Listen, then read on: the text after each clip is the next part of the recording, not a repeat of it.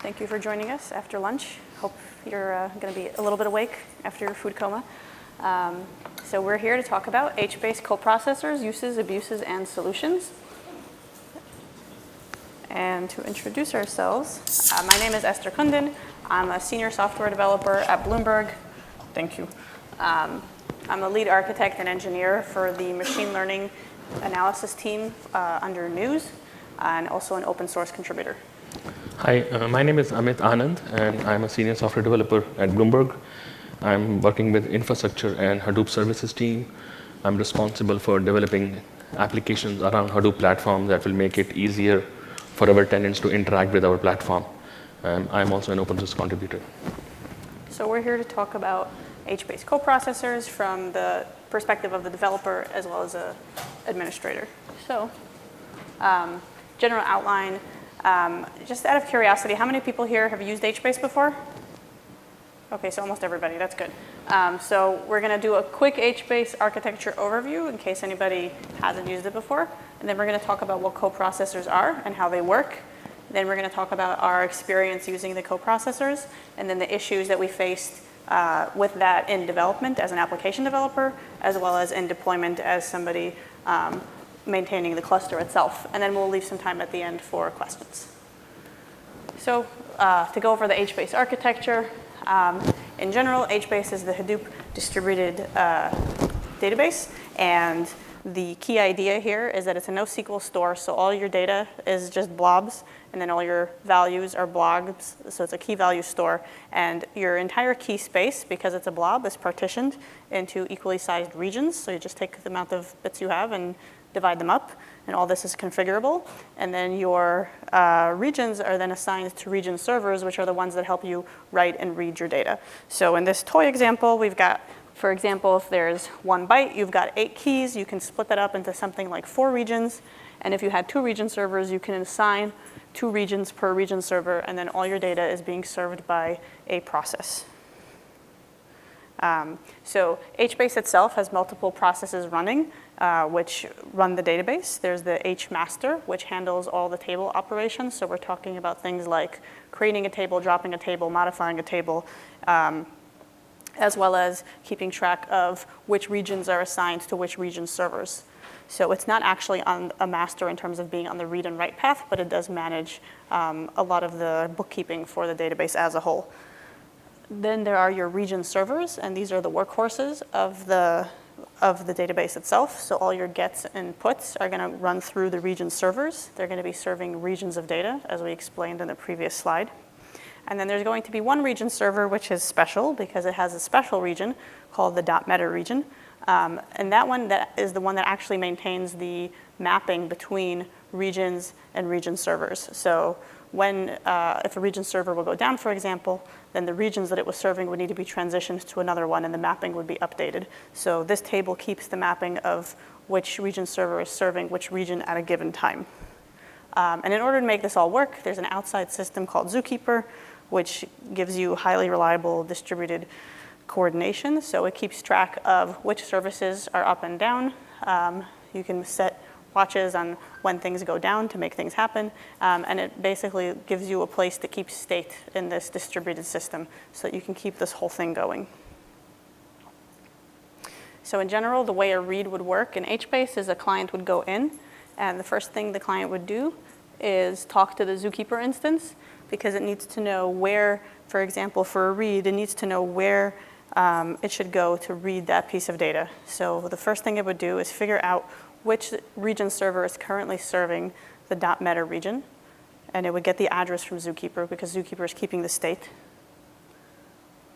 It would then hit that region server and figure out which region server is serving the key in question.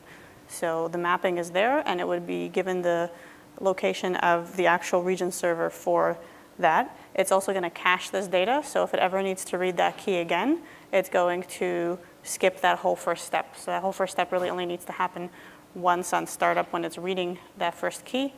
And also it would happen again if, for example, a region got shifted over somewhere else. But in general, over again, it wouldn't have to do that. So then the client would hit the actual region server that's serving the data, and In general, there's a lot of cache. So if it would hit the region server and the data's in the cache, you'd be done. If there was a cache miss, then the region server would handle hitting HDFS, reading the data off of the file system, figuring out where that key's value is, and then passing it back to the client. So in the writes world, it's very similar. I didn't redraw the whole first interaction where it hits Zookeeper and figures out which region server to hit. That's all exactly the same. But the only difference would be is when the write hits the region server keeps a file open on HDFS called the write-ahead log. So this would be something similar to a journal in a normal database system. And it would append the write to the write-ahead log. And at that point, it could tell the client that the write is finished because that is now persisted. And then it would save the data in an internal memory representation called the mem store. After a while, the mem store will get filled up with writes, and then the mem store will be written out to file directly into HDFS, into something called an H file. And eventually, there's going to be a cleanup program that you can configure to run called a compaction, which is going to take all the small H files, put them together, combine them, remove deleted records, do some cleanup, and then save the actual H file into HDFS. So that was a basic idea of how HBase works, and we needed to understand that in order to understand all the different kinds of coprocessors that are available in the system.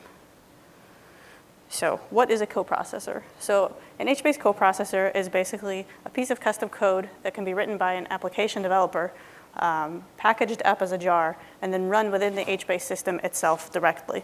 So whenever the HBase process, any of the processes that we talked about, like the region server or the HMaster comes up, it can have this bundled jar running inside it that can augment what the system actually does. So there are actually two kinds of coprocessors. The first kind is an endpoint coprocessor, and this one is very similar to a stored procedure in the database world.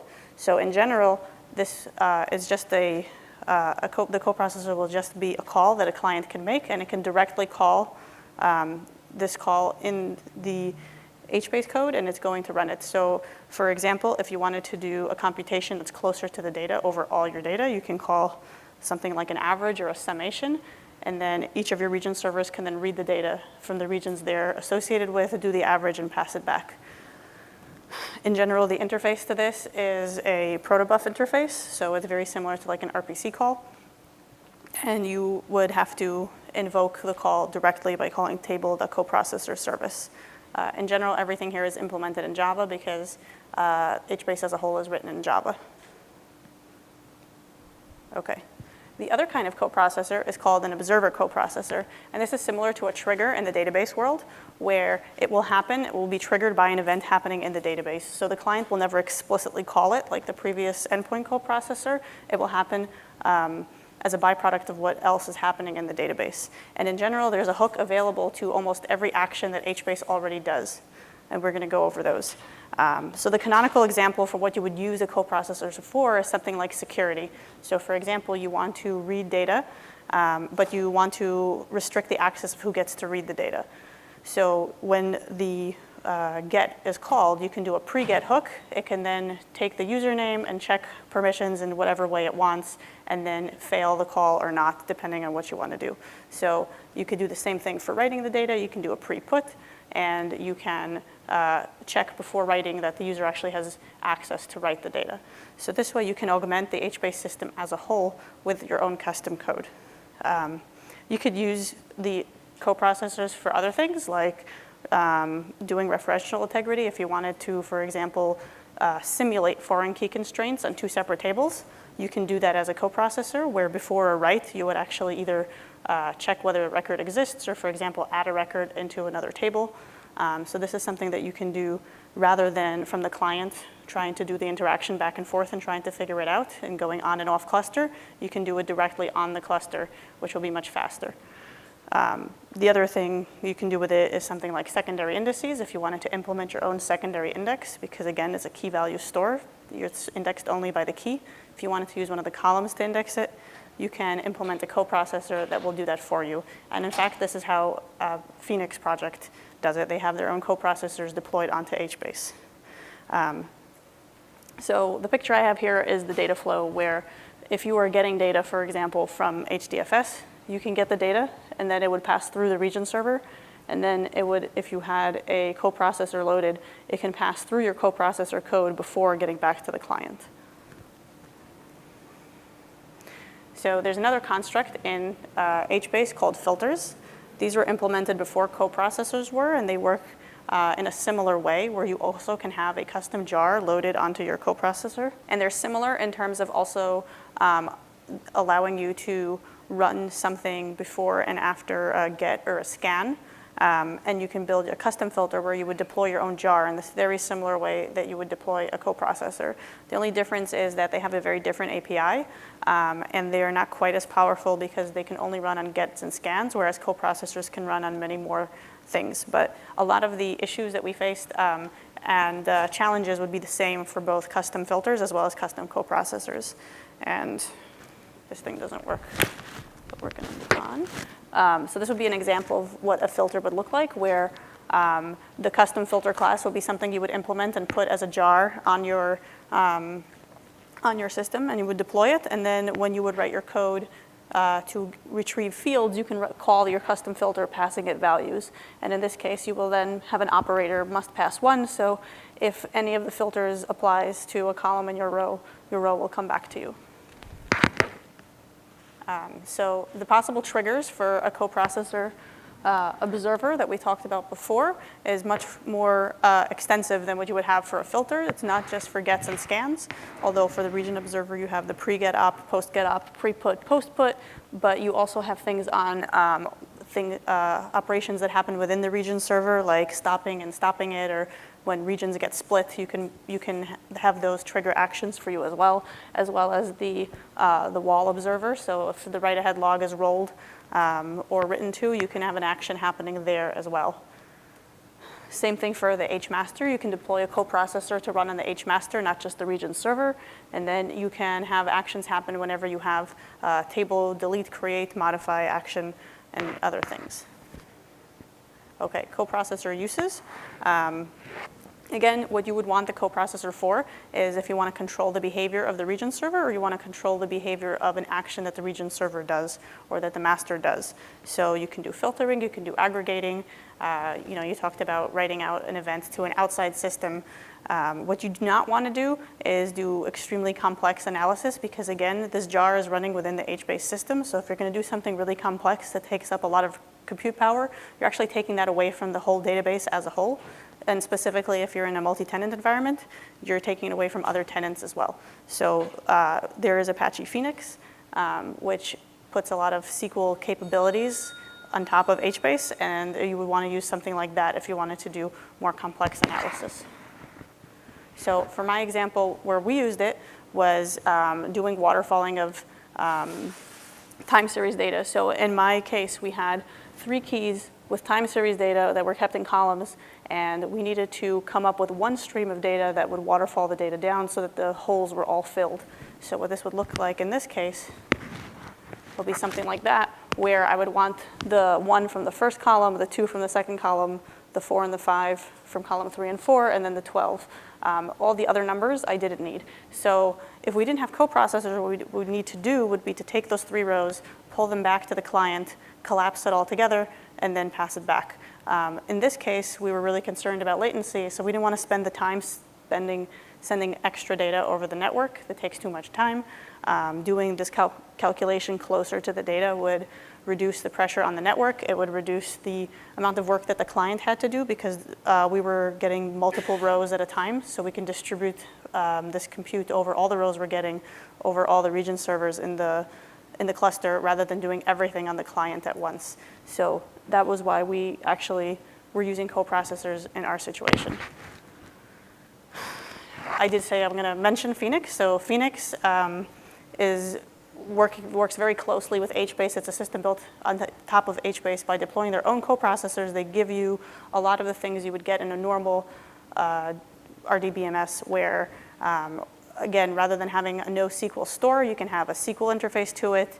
They do referential integrity, foreign key constraints, secondary indices, a lot of things like that. And as we talked about, you can implement all of that as a coprocessor running in HBase and doing this for you, rather than doing it in the software on the client side, which will do a lot of network hops that you don't really need.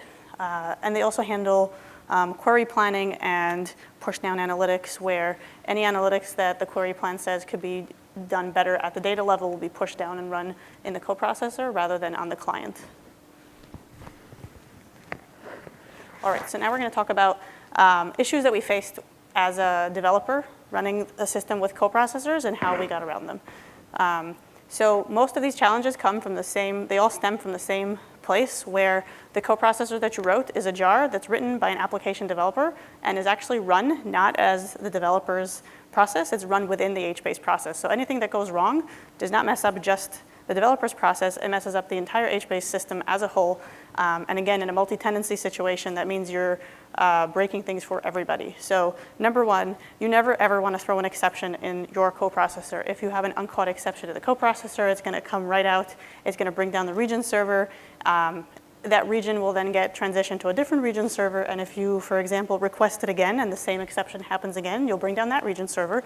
And then, so if you have an uncaught exception that's caused by a request that's going over and over again to your system, you can easily strafe your farm, and then your whole cluster will be down in a matter of a second. And we are very much running out of time. So it's going to unload. And how to get around that is, you got to catch all your exceptions. There's basically nothing else you can do about it, but what we ended up doing was writing an interface class that caught all exceptions and logged them, and then all coprocessors must inherit from the interface class, and nothing else will ever be rolled out. So there's not much you can do except really reviewing your code and writing it very well. The other problem is that if you hog memory in your region server, same thing. Rather than throwing an exception, you're going to just bring your throughput down because there won't be enough room in memory left for the cache. You'll have cache misses. It'll be very inefficient. So the only solution to that is to write defensive Java code. You want to make sure to always use a profiler. We profile everything that we ever roll out. We want to make sure to use primitive types. We want to use immutable objects. We want to use string builders. We want to be very careful even how much logging we do. We generally don't log anything within the coprocessors themselves. What we do for the logging is using separate parameters. So in debug mode, we will log, but that will not run in our production cluster. And most importantly, we'll use map diagnostic context so that we can, if we're going to have multiple processors running like pre-put and post-put, we can then correlate the data. And then we will run diagnostics, metrics, and logs, and then add them as an extra column in the results before we pass it all back. And then it's going to be all logged on the client side if we need to. And this makes sure that we never actually slow down the coprocessor due to any extra work that we want it to do. We're going really fast, and I'm going to hand over to Amit. Thank you, Esther. What's happened to your mic? Your mic doesn't work?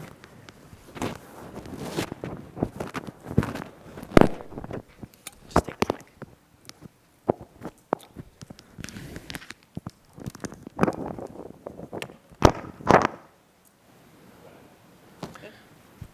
That's working out. Thank you. Thank you, Esther. So I'll switch the gears now, and we'll go to the admin side of it. There are two ways that you can load your coprocessors. So the term of deployment is known as loading of coprocessor in HBase. So one is static loading, and the other one is dynamic loading.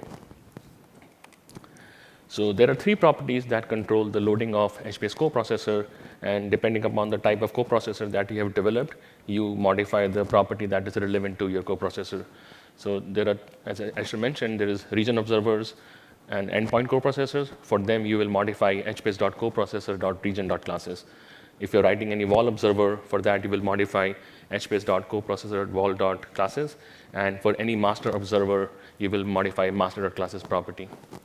So in this example, I have an average endpoint coprocessor, and this will be basically for region level, and that's why the property that is modified is region.classes. So in static loading, the process is pretty simple. but it requires administrative operation. So you modify the property, update your HBase site XML, and then you must roll out that HBase site XML on every single node of the cluster. Along with that, you need to ship your jar that has the class for your coprocessor. So once it is deployed on all the region servers, you restart your region servers, and then the coprocessor will be loaded in memory. So some of the key points to remember about static loading. When you statically load a coprocessor, they are active on all the region servers, and they are available to every single table and every single region of that table. So you can also deploy multiple coprocessors. For that, you just need to specify a comma separated list of classes that is in the jar, and then all of them will be loaded. You must modify HBase's class path if you're not shipping the jar into HBase lib directory. If you're copying into HBase lib directory, then you don't need to modify HBase env. And finally, you must restart your region server. There's another property in HBase called hbase.dynamic.jars.dir. Don't get confused with this property because this is for filter loading, not for coprocessor loading. So static unloading, if you want to remove a coprocessor from your cluster, you go and modify these properties, update your HBase site XML, ship the HBase site XML to all the nodes, and restart the cluster. Removing of jar is optional, but it's better to clean the jar as well. You don't want any code lingering around. So now I'll talk about dynamic loading. That's a preferred method at Bloomberg. And for dynamic loading, you do not need to modify your HBase site XML. So the dynamic loading is per table basis, and that is why they're also known as table coprocessors. They're only available to a table that they're loaded for. You can use HBase shell or Java API to dynamically load your coprocessor. And the jar when you're dynamically loading, the jar can live on a shared location, which should be accessible to HBase, and usually that location is HDFS. So simple diagram here. You take your jars, ship them to HDFS on a location that HBase can read, and then the coprocessor will be loaded. So this is an example how you do it from HBase shell. So the first thing you have to do is disable your table. And you have to keep one thing in mind that when you disable your table, that table is not available for users. So usually you do this activity during off business hours. After that, you issue an alter table command, and the method with alter that you use is called table att, and you specify the coprocessor jar location and the class name. You can attach multiple coprocessors that way. Every coprocessor is given a sequence number. It's an order, and the class in the coprocessor will be called the way they are attached to the table. And finally, you enable your table, and then your coprocessor is available to that single table. This is an example how you do it through Java API. So you make use of admin API and htable descriptor. And with that, there's a method in htable descriptor called @coprocessor, which will attach a coprocessor to your table. For unloading dynamically, again from HBase shell, same thing. You again disable your table and issue an alter table command. Now this time the method would be table att unset and specify the name of your coprocessor. After that, you enable your table, and your coprocessor is unloaded from HBase region server memory. If you're using Java API, so this code is from the reference book, which is an old version of the code, but you use remove coprocessor method on htable descriptor to unload a coprocessor via Java. A comparison between static and dynamic loading. So if you're statically loading your coprocessor, you need to modify your HBase site XML, and for dynamic loading, you don't need to do that. Restart is required for static loading, and jar location is usually local file system for static loading. For dynamic loading, it can be a shared location like HDFS. Availability of coprocessor is global in static loading, but for dynamic loading, it is per table basis. You can use HBase shell and Java API for dynamic loading. That option is not available for static loading. In both the cases, the permissions for HBase users should be read permissions. If HBase is not able to read your coprocessor jar, and even if your code is good, there's no issue with that code, the cluster will come down because HBase can read that file. Management complexity is high when you're doing static loading, and with dynamic loading, it's pretty low. When I say hi, that requires basically modification of HBase site XML, shipping of your jar, and restarting all the entire cluster. And what happens with that is the moment you restart one region server, the regions will transition to another region server, and that will break your data locality, and then you need to run major compaction to fix the data locality. So that is why we prefer dynamic loading, and also that prevents from any other table accessing the same coprocessor that is not meant for that table. So if you're doing only static loading, the coprocessor is available to every single table. So any operation that you're doing on table, the coprocessor code will be executed, which we don't want in our environments. So some of the challenges that we have faced with coprocessor deployment, the first issue is version compatibility. So as an administrator, we are always moving towards the latest version of HBase because it has more bug fixes. We need more stability. We need new features. And with that, we keep on upgrading our clusters all the time. And the process is pretty much automated in Bloomberg. But at the same time, the developers are not at the same pace with us. And they are still working on an older version of HBase, which is working very well for them. And they usually hesitate to modify their code and compile against the newer version because they have to go through the entire process of SDLC, modify their code, test, and all that. So if you run into that kind of situation, the rollback is pretty complicated. You have to manually get involved and remove the coprocessor from the cluster. And that can also involve removing Z nodes from Zookeeper manually. Also, for version compatibility issues, the cleanup can be messy as well, because when you start your HBase cluster, as of today, there is no way to assign priority to system tables. All the tables are treated equally in HBase. So some of the solution, you, as an administrator, if you're working with coprocessors, you must work very closely with your developers and make sure that they're aware of any changes on the cluster, and they're always compiling their code against the latest version. And you must review their code. Never, ever trust them, because we have done that in the past, and we ran into many issues. We trusted her, though. And you should always test your changes in a development environment. And we actually have environments which are before development. We don't even roll anything on development environments because we have majority of our user in dev environment all the time. So we want to make sure that any changes that we're pushing to the dev environment is not going to break the dev cluster. Another challenge, as an administrator, never give permission to your users to deploy coprocessors because they're going to break the cluster again. So we have seen that as well. So one of the incidents that I can talk about is our users, they developed a coprocessor, and we have an automated way of deploying everything on our clusters that includes onboarding of the user, which creates their user directories and all that. And we basically set the permission on the user directory to 700 by default so that users can't share each other's data. So what one of the team did, they created that coprocessor, they copied the jar into their user directory because they have access to that location, and they modified the permission to 755. And our automation code had a bug. It would never reset the permissions. So now everything is fine. They created a table, pointed to the coprocessor jar. Everything is working fine. And then we go and fix our code, which runs on the cluster again and resets the permission, and the entire cluster comes down because HBase can't read the jar again. So when this happens, bringing up cluster is again challenging, requires manual intervention.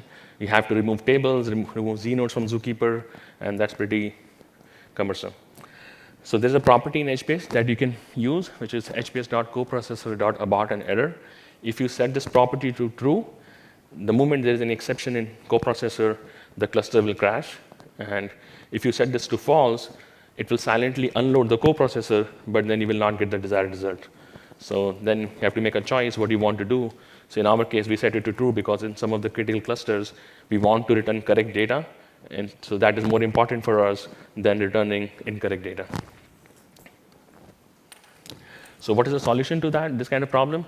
So what we have done is we have created a common shared directory under /HBase on HDFS. And we have taken the ownership of deploying every single coprocessor jar on the cluster. So the way we do that is when developers are done with their coprocessor jar, we review their code, we make sure that everything is fine, and then they put it on a repository, and then our automated code, it goes in and it pulls on the file from the repository and deploys it on the cluster. Some of the guidelines, there are two key properties in HBase. One is hbase.coprocessor.user.enable.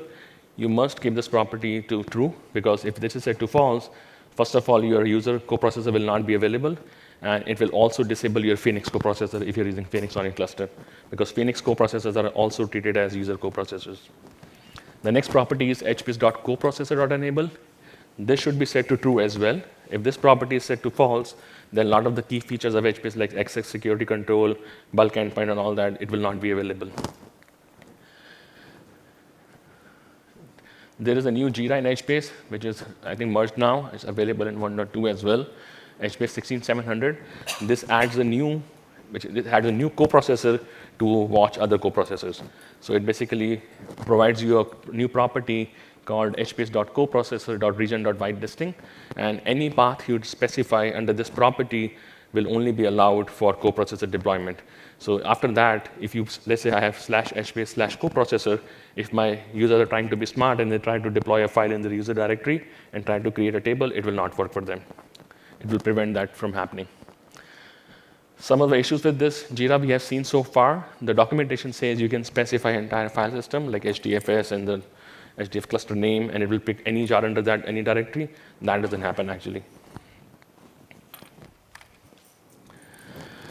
Some more guidelines. So if you have multiple coprocessors and if you're doing static loading, it's better to create a single jar. And I'm running out of time now. So quickly, so these properties, some of the key properties here that you want to be aware of that you can use to manage your coprocessors.